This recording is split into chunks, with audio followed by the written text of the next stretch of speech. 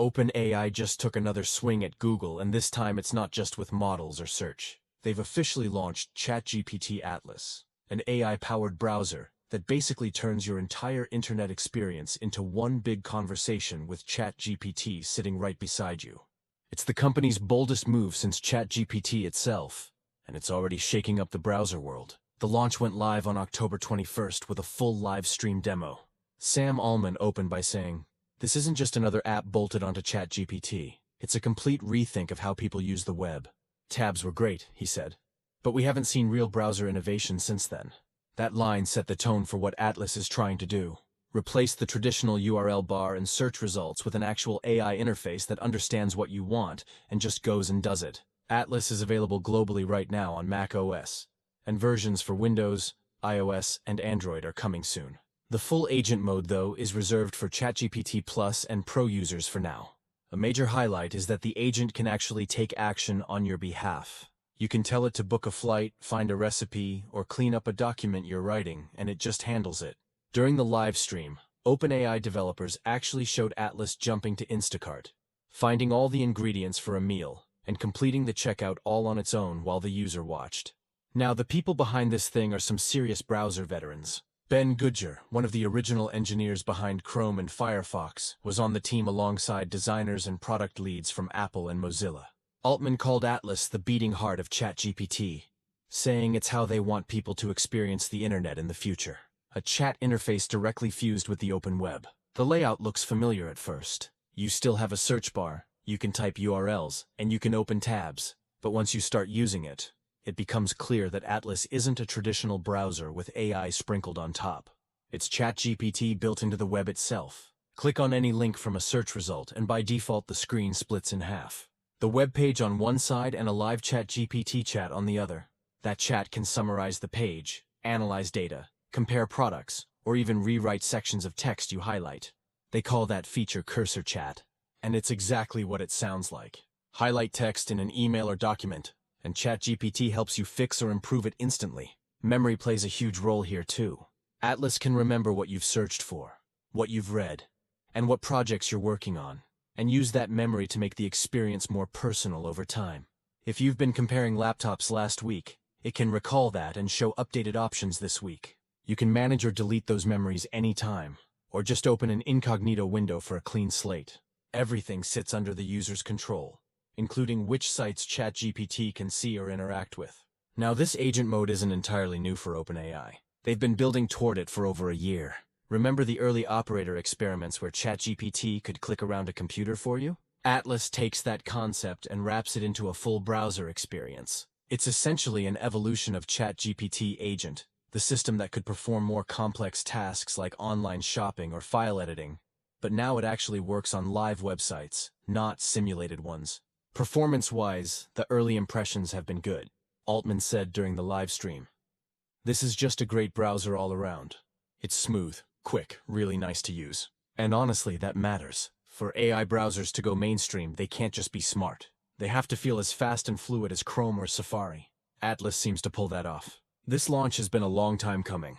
OpenAI first hinted at building a browser back in mid-2024 when they teased an experimental AI-powered search engine called SearchGPT. But that never became a standalone product. Instead, those ideas merged into what Atlas is today, and the timing couldn't be more perfect.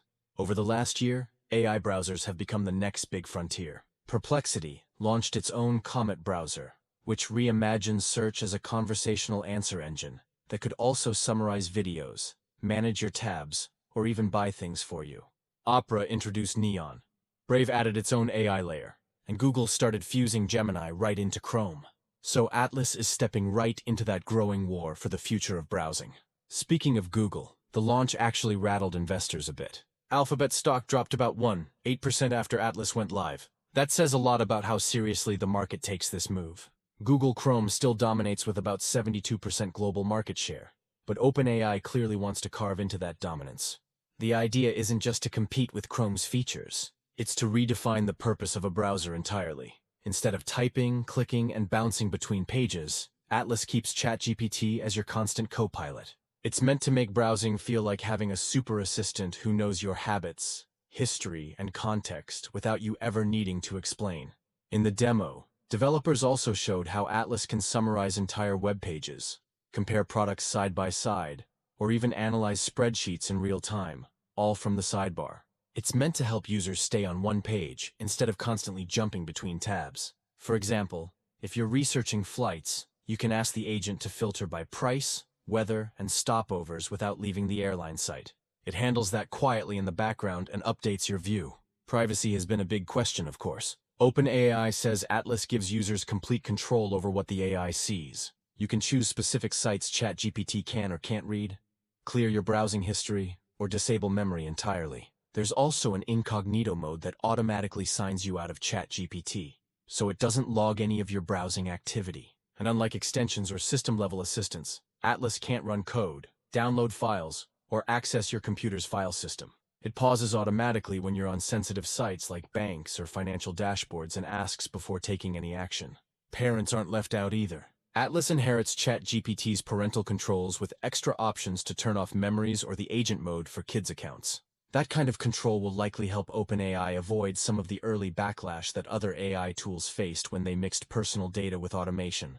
What's especially interesting is how this ties into OpenAI's broader strategy. They're clearly building what they call a true super assistant, one that follows you across every platform. You can use ChatGPT on desktop, mobile, web, and now inside the browser itself. It even connects with the WhatsApp user base that exploded this year. OpenAI confirmed that more than 50 million people have used ChatGPT through WhatsApp. But because of new policy changes from WhatsApp, that integration will end on January 15, 2026. They're urging users to link their WhatsApp account with their main ChatGPT account before then, so their chat history carries over. After that date, ChatGPT will only be available through iOS, Android, the main web version, and Atlas.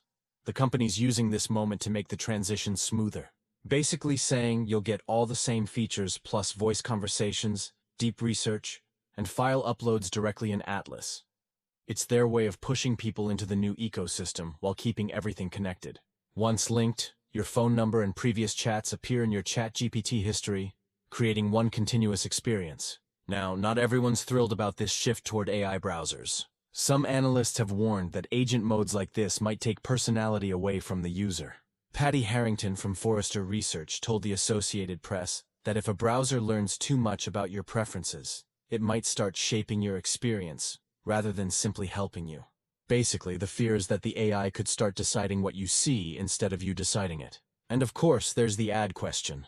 If OpenAI starts using that behavioral data for ad targeting, it could take a big bite out of Google's advertising revenue. Analysts at Dad Davidson even said this could mark the start of OpenAI entering the ad market, directly competing with Google's 90% share in search advertising. That's also why some regulators are paying attention. A European Broadcasting Union study done with the BBC found that 45% of AI responses across major assistants contained at least one serious factual issue, and more than 80% had some form of inaccuracy. The research covered 14 languages and tested models like ChatGPT, Gemini, Copilot, and Perplexity. In one example, ChatGPT confidently mentioned that Pope Francis was still the current pope months after his reported death, a mistake that underlined how fragile AI-driven trust can be. The EBU's media director even warned that when people don't know what to trust online, they start trusting nothing at all, which can hurt democratic participation. Though despite these criticisms, the momentum is massive. ChatGPT now claims over 800 million users, and a survey for the Associated Press found that around 60% of Americans and nearly 3/4 of people under 30 already use AI to find information at least some of the time. That means there's a huge audience ready to jump to a browser that's already powered by the AI they use daily. There are several companies already into AI browsing: Comet, Neon, Brave. But Atlas stands out because it goes beyond summarizing pages and actually navigates them for you in real time right in front of you. Since Chrome's launch in 2008, browsing has barely changed until now.